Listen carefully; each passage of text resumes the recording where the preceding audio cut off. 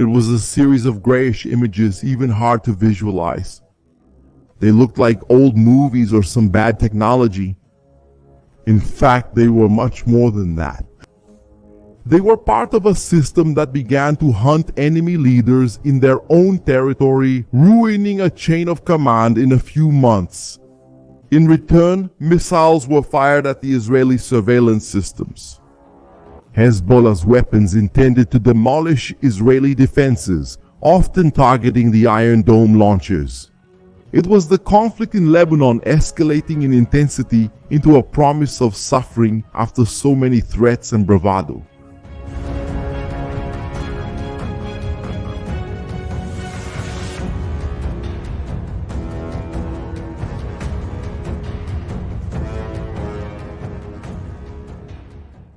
Hezbollah took one of the first actions against Israel in support of Hamas on October 8, 2023, a day after the terrorist attack that shook the entire region and reverberated around the world.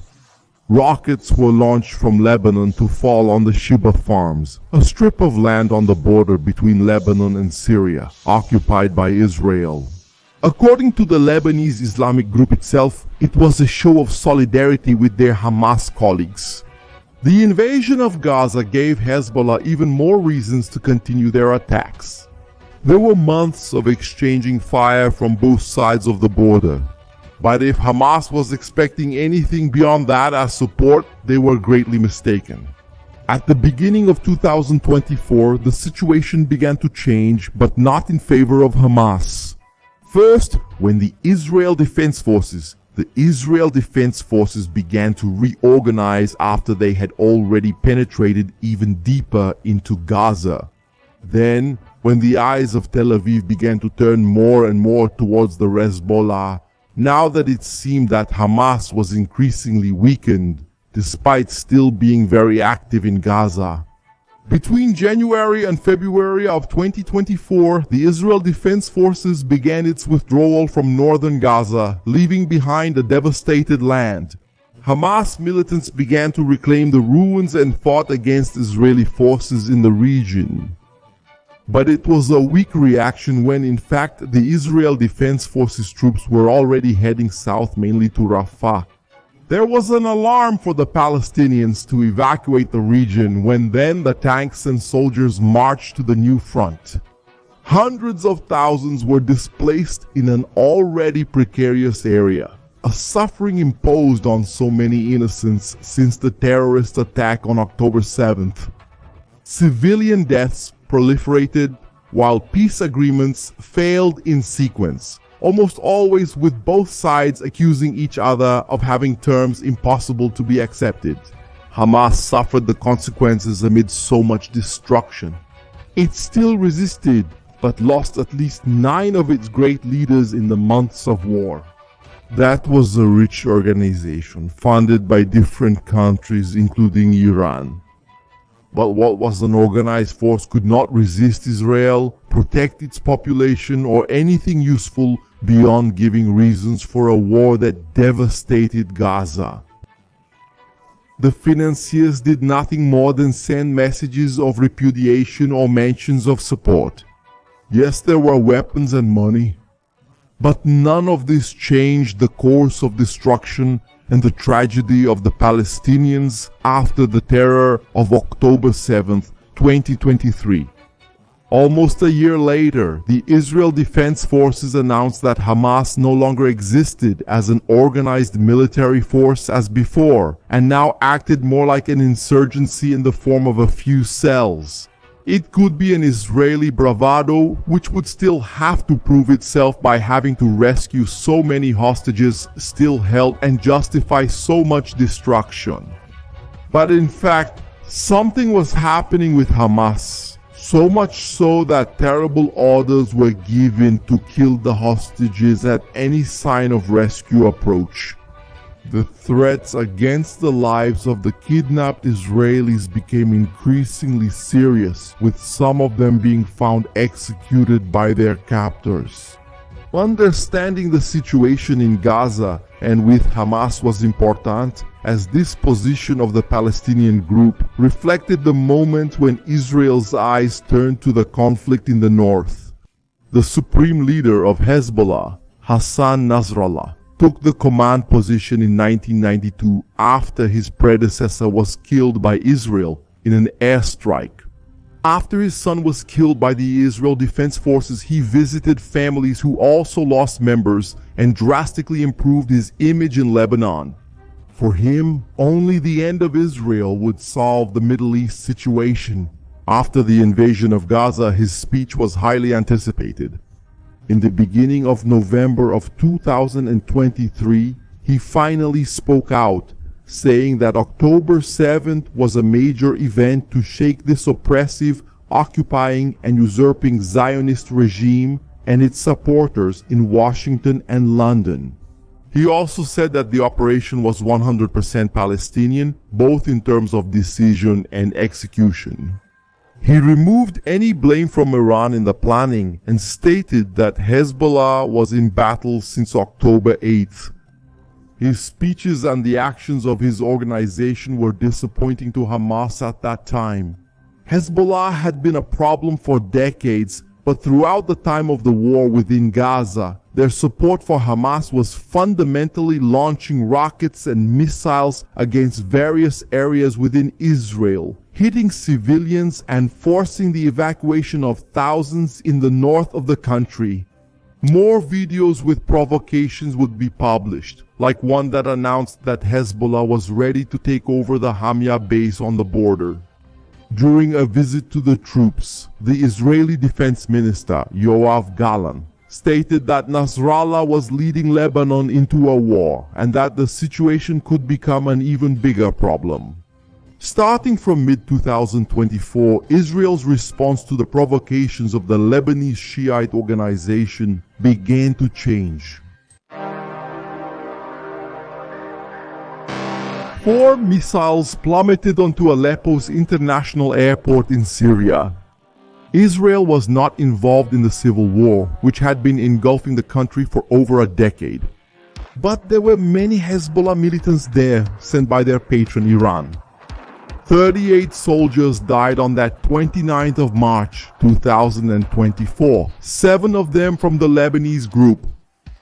Syria was a hunting ground, where Israel had already become accustomed to killing its enemies. One of the leaders of the Lebanese organization's rocket and missile unit was on a mission there. Ali Abed Aksan Naim would provide support to the Syrian government and would have meetings with the Iranians as usual. On the same day of the event in Aleppo, an airstrike descended on Aksan's vehicle, ending the commander's life. The Buchan rockets were launched from Lebanon in revenge several times. In one of the cases, they hit an Israeli base in Branit.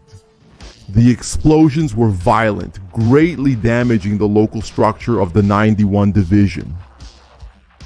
These projects were launched several times by Hezbollah. They were easy to use and relatively simple to manufacture, with a maximum range of 10 kilometers and the ability to carry a maximum load of up to 500 kilograms of explosive material. One of the Israeli reconnaissance bases was found by Hezbollah at a point a little further from the border. The location was analyzed by reconnaissance drones, identifying the targets for analysis by the attack units. The kamikaze drones were selected for the first strikes. One of them exploded directly under the reconnaissance post, but the damage was not enough. The Almaz missile was used in the next attack. It was an Iranian short-range, surface-to-surface and air-to-surface projectile used for anti-tank attacks. The explosion was heard from a distance and recorded by the forces of the Lebanese group. The kamikaze drones also searched for other targets. According to Hezbollah, they put the aerial threats to search for the Iron Dome launchers. These were important pieces that needed to be destroyed to increase the efficiency of the missile and rocket attacks. Their videos captured the launch of the Israeli defense system. Then the drones were sent. Hezbollah claimed to have hit these launchers more than once, damaging some of them. The distant images, or without the final results, often put these claims into doubt, but the attacks continued against the Iron Dome facilities, damaging part of the base structures as demonstrated by the explosions, but not necessarily the defense system. Under the strong command of Nasrallah, Hezbollah's threats continued. Many attack videos were proliferating, with the call of war happening month after month. Hezbollah didn't want any Israeli to feel safe anywhere in the region. This was literal, words from their leaders. The soldiers near the border were detected at night and received an anti-tank guided missile shot that left several injured. The firing of anti-tank missiles and rockets continued against the Israeli antennas and other detection equipment. It was enough for one to reappear on the border for Hezbollah to act to try to destroy it. Israel began to respond to the threats. The Israeli attacks spread to cities like Eta Ashab, Yaron, and Hamiar.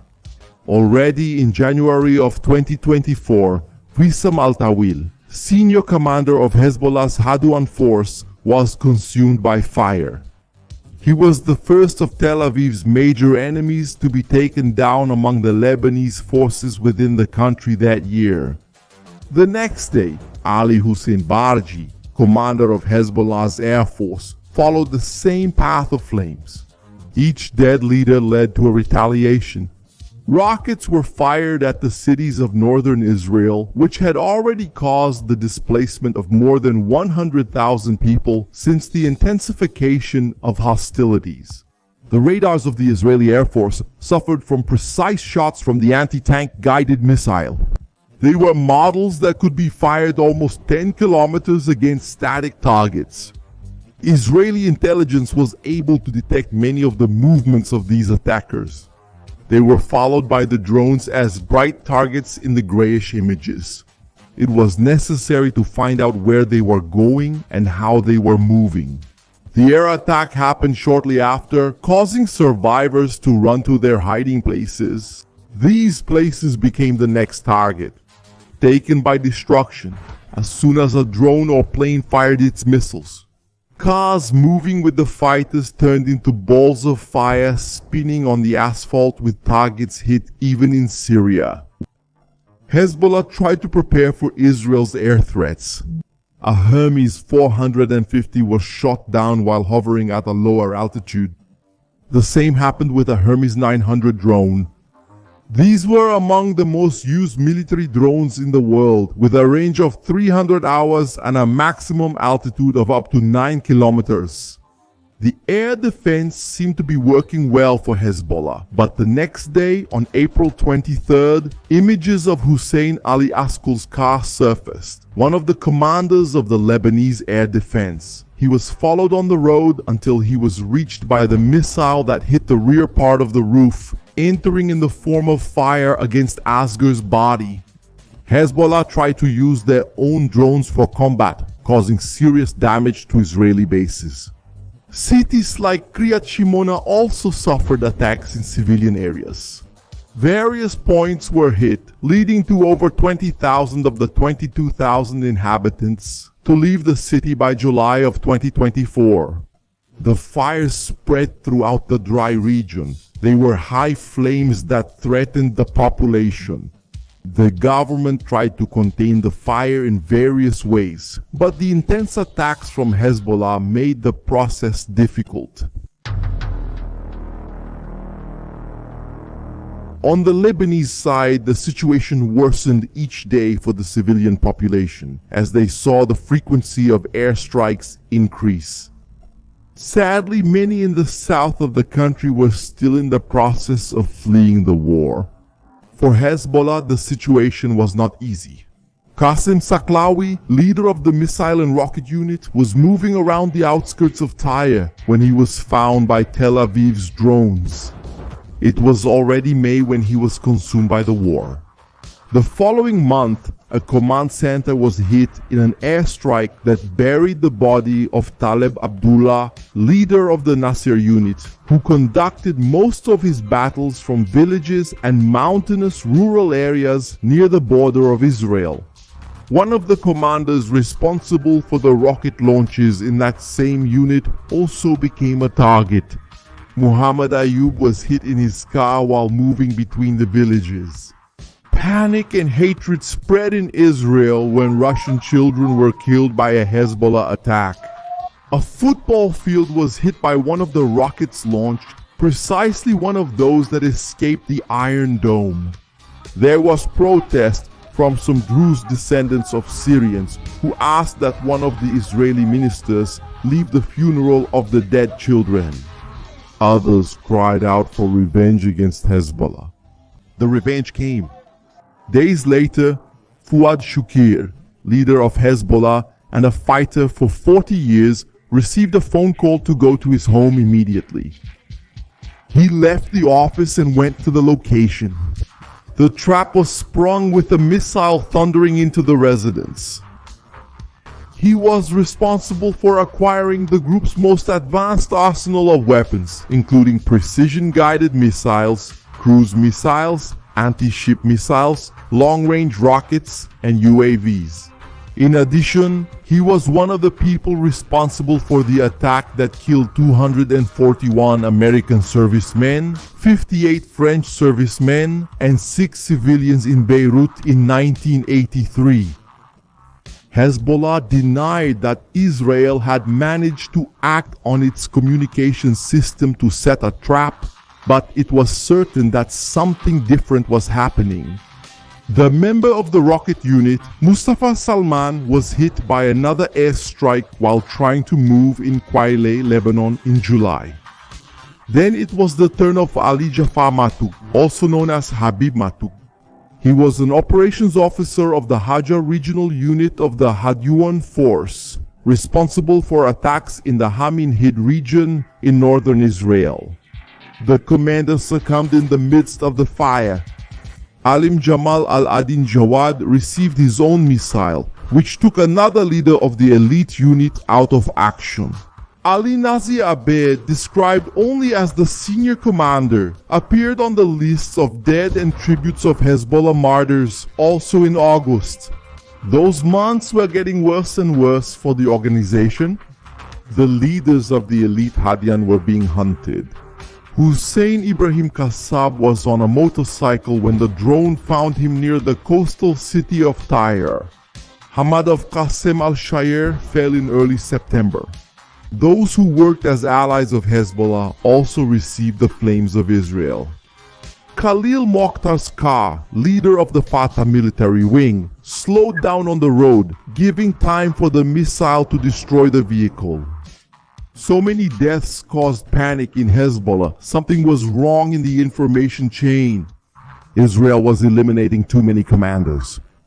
Months before, cell phones had already been banned from use within the organization. They preferred pagers and walkie-talkies. In February, leader Hassan Nasrallah ordered Hezbollah fighters to get rid of their phones, saying they had been infiltrated by Israeli intelligence. He told his forces to break, bury, or lock their phones in an iron box. This must have alerted the Israeli forces.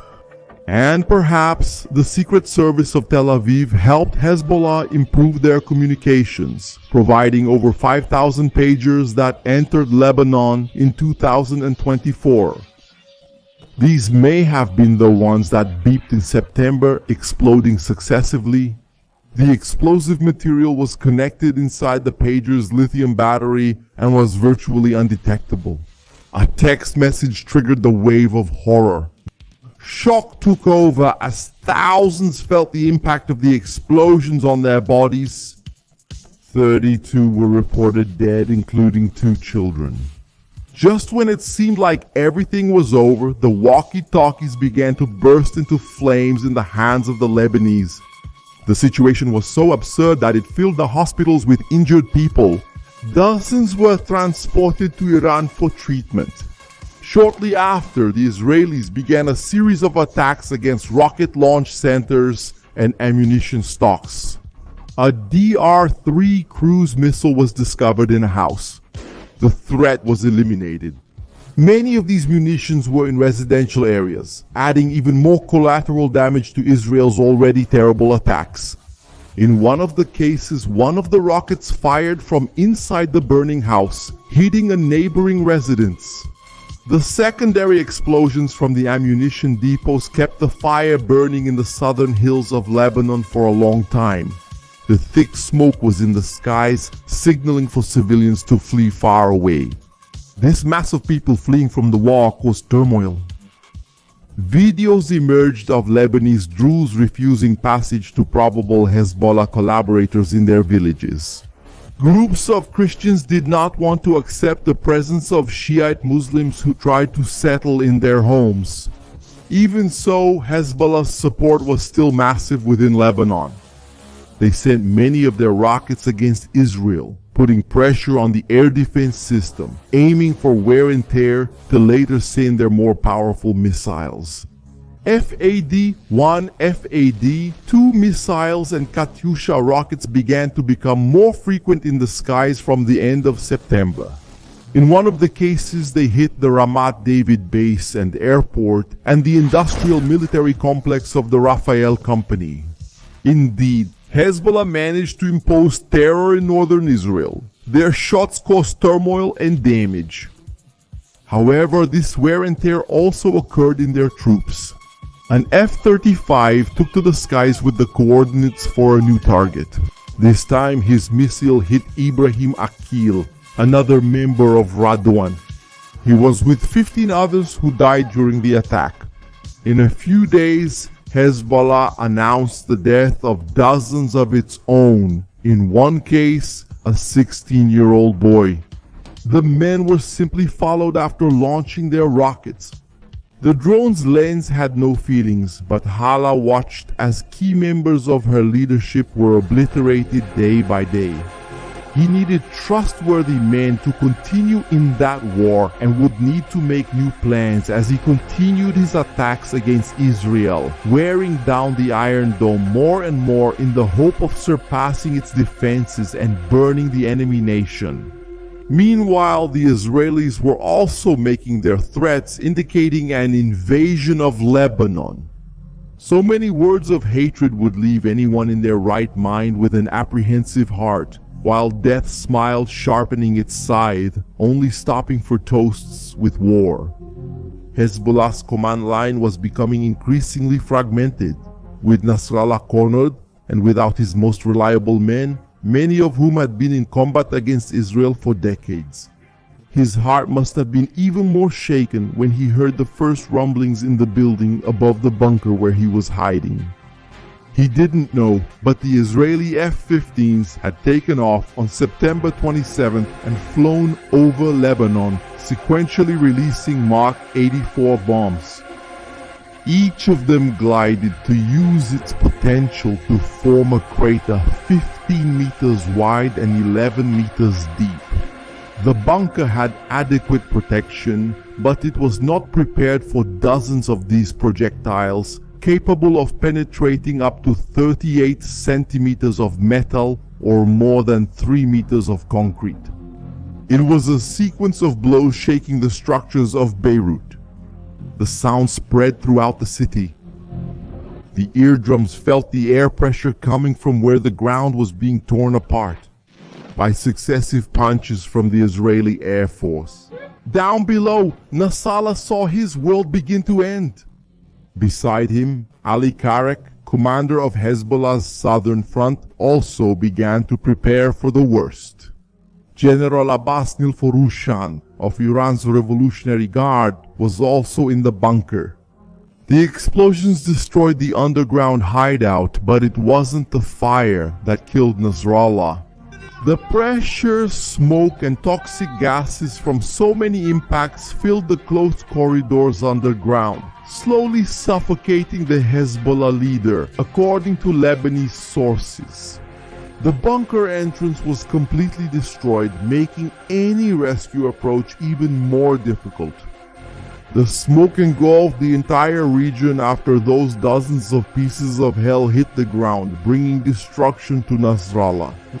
The whole left impressed both Beirut and the world. The news spread. There were those who mourned the death of the Hezbollah leader. Others simply celebrated the fall of the man who for decades threatened Israel. There were protests in some countries and in front of embassies. None of this moved the Israelis. A day later, Nabil Cook, the deputy head of the Executive Council and the commander of Hezbollah's Preventive Security Unit, was found and killed in Beirut. That same day, the leader of Hamas in Lebanon also suffered an attack. Fatah Sharif would take his wife and his 2 daughters with him. After this sequence of deaths, the Chief of Staff of the Israel Defense Forces, Lieutenant General Rezi Halevi, declared, "This is not the end of our capabilities." The message is clear to anyone who threatens the state of Israel. We will know how to get to you. Despite this, the war between Israel and Hezbollah has not ended. Nasrallah's death would completely change the course of the war. It wouldn't be long before a new leadership was announced, with a hydra with new heads re-emerging under the guidance of its master, Iran. The Iranians swore revenge and would carry out one of their biggest attacks against Israel in the following days. Meanwhile, the Israel Defense Forces began its march to southern Lebanon. The Lebanese army retreated and the world tensely awaited the next steps of that war. Up until now, most of the confrontations had been from afar. The distance of those battles made the war even colder for the men on both sides, and especially for the Iranians, coordinating the actions of Hezbollah from even further away. The tears were only warm on the faces of mothers, fathers, brothers, and sisters who were burying their relatives. The Lebanese government reported that the number of victims since October 8, 2023 reached 1,247 and the number of injured reached 5,278 by the end of September 2024. Mostly civilians, including children and women. There were still over 150,000 refugees. The Iron Dome had been protecting Israeli civilians, but over 40 had already been killed by Hezbollah's fire. Cries of revenge and promises of retaliation were calling the war into Lebanon, where it could drag on. Its thorns over thousands of souls.